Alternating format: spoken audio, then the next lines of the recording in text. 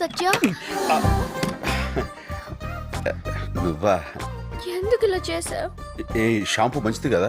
నేను మాట్లాడేది దాని గురించి కాదు. మరి నా కన్నె మనసుని కలంగా చేసి కలలన్నీ ఇంకలా పోసి ఆశల్ని అక్షరాలుగా రాసి నా ప్రేమని పేపర్ని చేసి ఉత్తరం రాస్తే కనీసం దానికి రిప్లై కూడా ఇవ్వవా?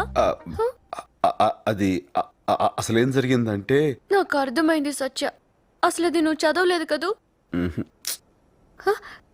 చదవలేదా? చదవలేను. నిజం చెప్పాలంటే నాకు ఇంగ్లీష్ రాదు. ఇంగ్లీష్ రాదా? యా, నేను 7 దాకే చదివాను. తర్వాత నువ్వు స్కూల్కి వెళ్ళేదా? ఆ పైన మా ఊళ్ళో స్కూలే లేదు.